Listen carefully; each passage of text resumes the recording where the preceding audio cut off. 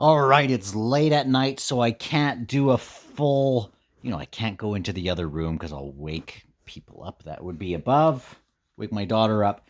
Um, I am on page 95, no, 85 of Gardens of the Moon. I just want to talk about one element that I don't know if I've ever talked about about Gardens of the Moon because I really haven't done individual smaller videos on this because I only really started with Memories of Ice and then I did an overall sort of review of Gardens of the Moon. Anyway, um, it's with Hairlock and Tatterail. Hairlock has been blown away, and Quick Ben has done his.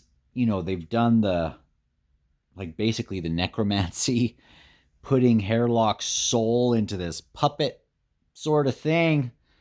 And Tattersail is doing the whole deck, the deck of dragons or whatever. And this happens in every book. And it's always cool because it does inform some of the stuff that will come later on in each of these books. And if you're not familiar with it, I'm mostly talking with people who are, but even if you're not, um, it's something so interesting as this game is playing out. But occasionally the cards change, and there are these face cards of imagine like a whole. It's like tarot cards, but sometimes real people are are in those roles, sort of thing.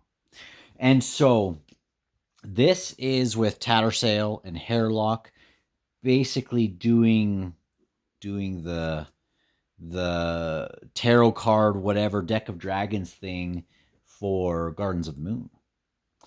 And it says Tattersail saw that the marionette was paying no attention to the card Oponn. Oh, first, I'm messing this up. So the first card is the Knight of Dark. And we just had this, we just had the battle with Moonspawn. And at the top is Anomander Rake. And so he's a big factor here. Don't even know where to look. Where's the camera? Down there. He's a big factor here, and he's the first card. And Hairlock Size says, the Lord of Night rules this game, of course. And then he wants the second card. And it's this Oponn, this two-faced jester of chance. And this was my favorite element of the book the first time through. I thought these jester guys would be more a part of things going forward. Maybe they are still in the background just somehow. But we have this spinning coin. Hairlock thinks it's ridiculous. It's just keep going on. Hood's curse on their meddling ways, he says. Next, you're going too slow, he says. I mean, he probably says it better than that. And Tattersail's she's stalling on this. She drew a deep breath. Hairlock and the Bridgeburners were tied up in this.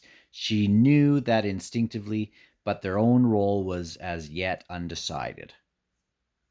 She released her breath all at once, reached forward and slammed a palm down on the deck. You hold on this? Hairlock jumped and whirled at her.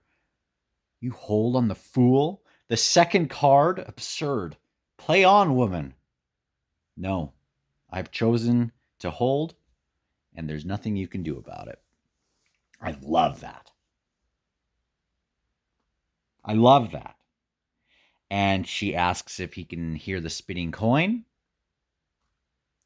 And he doesn't, but she does. So she knows things are rolling in one way or another. Freaking awesome. I wonder, people who are familiar with the deck of, it's called the deck of dragons, right? I'm not saying something stupid. Deck of Dragons. Okay, good. Good. I wonder what people's favorite Deck of Dragons pull or whatever from all of the books. I wonder what your favorite ones are and how they also affect things later on.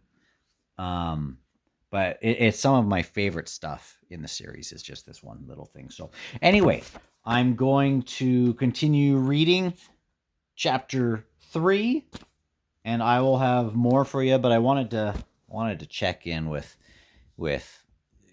it's cool, so I wanted to do a quick thing. So talk to you later.